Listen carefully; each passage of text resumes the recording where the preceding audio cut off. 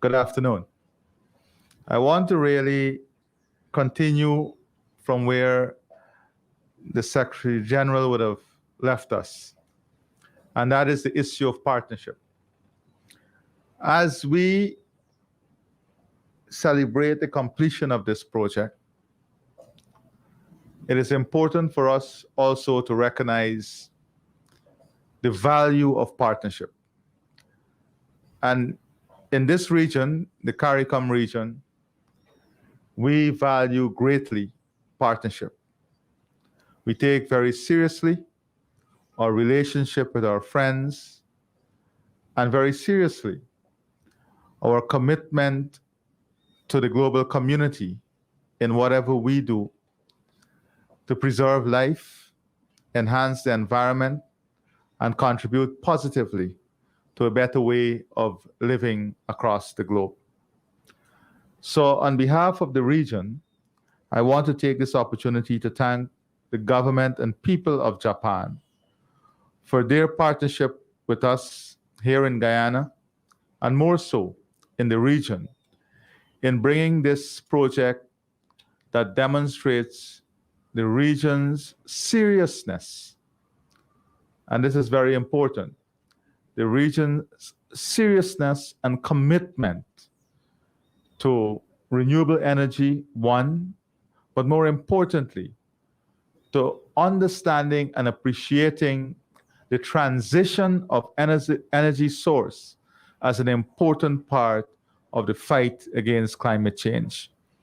And that is also a very important ideal that we celebrate today, one where the headquarters, the symbol of the region, is demonstrating to the regional community and the global community our seriousness and commitment in doing our part in addressing climate change and transitioning to cleaner and renewable energy and power.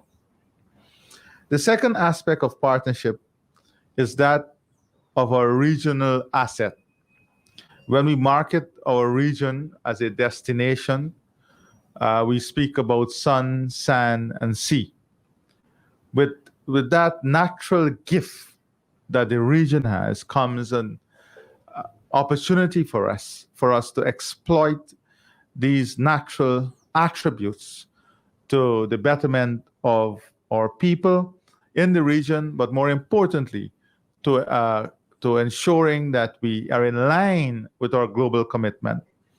So utilizing the resource that we get from the sun to generate energy is an important pillar, or it's a cornerstone of most of our region, of the countries within the region, energy strategy.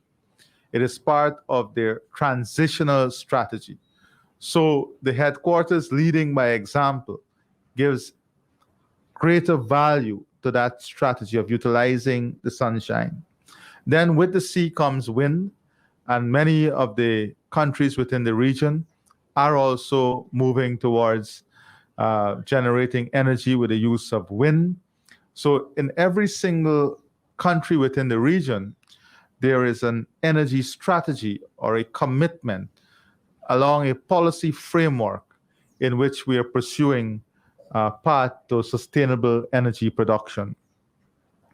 And then it also speaks to our commitment to innovation.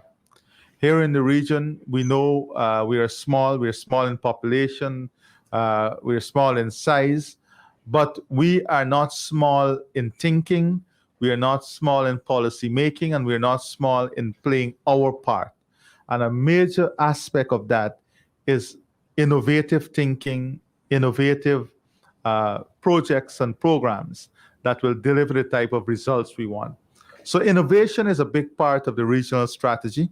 And this project with the government of Japan and here in Guyana, with the support of the government of Guyana, falls into that framework of innovation and adopting the innovative ways in resolving problems. And one of that problem here that we'll resolve is energy sustainability, reliability, and efficiency.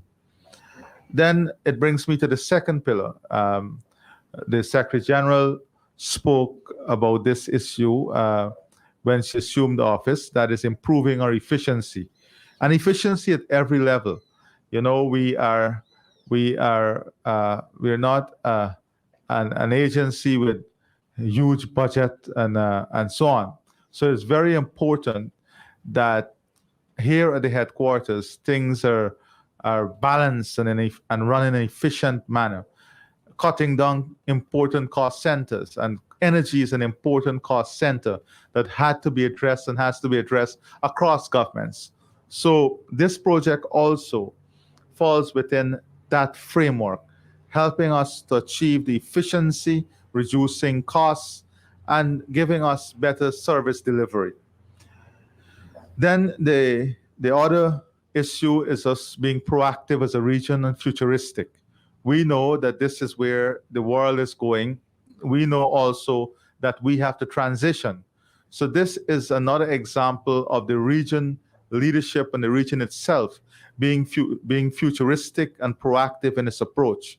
You know, a lot of people, businesses, for example, look at investment in alternative energy as a very high capital cost.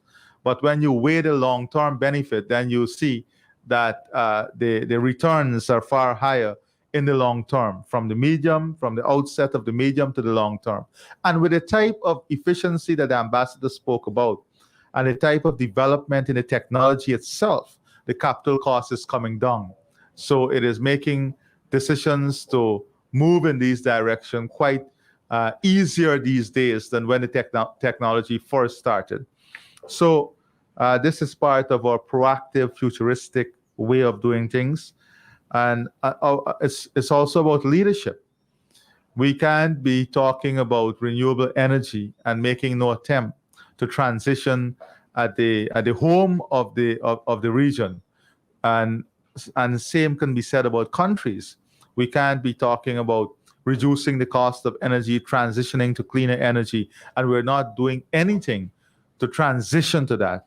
It is how we use our natural resources to transition to that. For example, here in Guyana, we are pursuing solar, we're pursuing wind, hydro, and now natural gas. And of course, as I said before, whatever we do here that brings prosperity to the people of Guyana can be replicated, and we will support that prosperity to the rest of the region. And that is our commitment that we are making, and that is another aspect of what we celebrate today. It gives us, it demonstrates to us that once we are together and we partner on a common agenda and a common policy framework, we can achieve great things. So leadership is another important aspect of what we celebrate today with the commissioning of this project. The regional sustainable energy policy. If we go throughout the region, we will see that every single country within the region has committed itself to sustainable energy and renewable energy. For a matter of fact, if you look at Barbados, for example, the Barbados National Energy Policy 2019 to 2030 identifies a bold 11-year implementation horizon within which Barbados would achieve its vision of becoming 100% fossil fuel free by the year 2030. So this is just one example of what one member state is doing. They've already installed 49 megawatts of renewable energy from solar photovoltaic system to the national grid. And so it is not only here in Guyana we are moving and taking aggressive steps.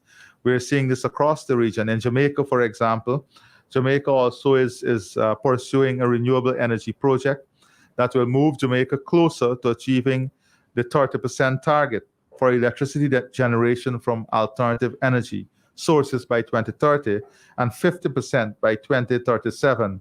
And this is part of their policy framework. So I'm using these examples. I can go to every single country and point out specific examples in which the countries are not only pursuing a pathway to alternative energy, but they are putting measurable indicators within that pathway so you can know exactly what the countries are looking to achieve. So I would, like the Prime Minister, encourage our friends from Japan that has mastered a lot of this technology to also work aggressively. Ambassador, I know you're leaving, and we want to wish you well in all your future endeavors. On behalf of the region, we thank you for your service also. But we also want for you to leave a strong message among all the member states, not here only in Guyana, of our commitment to this form of energy that you have mastered, and to see how maybe you can work aggressively and proactively in supporting many of the initiatives that we are seeking to pursue. Now, Guyana has actively pursued renewable energy opportunities as part of our energy mix. We are a member of the International Solar Alliance and have been working closely over the past 10 years with the Energy and Resource Institute, TERI, to support the smart development of renewable and efficient use of energy in the key sectors that are the backbone of our economy, such as agriculture and manufacturing. These efforts have focused on technology deployment and strengthening of our institutional capacity and building human capacity. Dr. Sharma, who is here from the Energy Agency, can speak in a very elaborate manner on the various programs and projects we have carried out so far in building the capacity, which is important. And this is something we are willing to share with the rest of the region. We are willing to share this capacity that we have built. We have built up quite some amount of human resource capacity too. We have built up a very strong planning unit and planning approach in which we can help from the planning perspective too in the development of renewable energy. And this partnership with TERI is something that we are willing to explore further with the rest of the region to see how we can bring more of our regional partners involved in this partnership and to allow them to benefit from this partnership too. So Guyana, with the support of the organizations such as TERI, can offer to the region energy performance studies to identify options for energy conservation measures for implementation by the industries to reduce their energy consumption levels. We can offer technology assessment studies for buildings, public utilities, industry sectors with regard to energy and environment. We can offer support to energy-intensive small and medium-scale industries through energy sector studies, technology deployment, demonstration, and creating enabling environment for large-scale adoption of energy-efficient technological options. We can offer support in research on transfer and diffusion of environmentally sound technologies in the context of climate change. And we can offer support in the capacity building and training programs for industry stakeholders that help them in adopting best practices.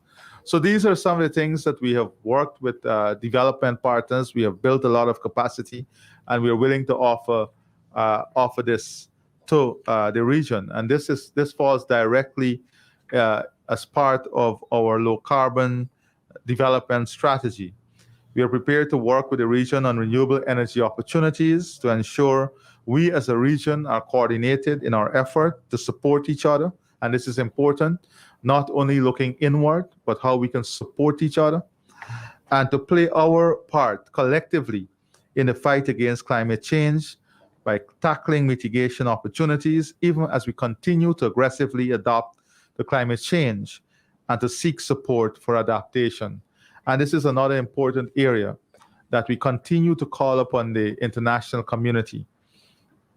We are small island developing states. We are small countries. We have global commitment, however, but importantly, we are not only heavily affected by climate change, we are the worst affected by climate change. And in all development aid and development programs, we have to see this region as a region that has really faced the blunt of climate change. And we are the most exposed to climate change and climate event. And there must be a more aggressive deployment of resources to help us to advance our technologies, one, to help us in our mitigation measures, and help us in our adaptation measures.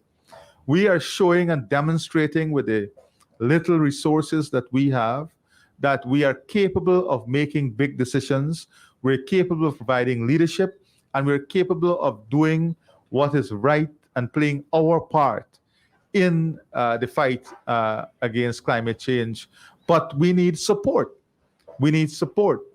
And it is unfortunate that we're hearing about a lot of commitment and a lot of figures, but we're seeing no real attempt in translating those commitments to projects on the ground, to support on the ground, to support in country, like this project has demonstrated. So we don't want to, some journalists ask me whether I believe that the type of support that the developed world is talking about is credible.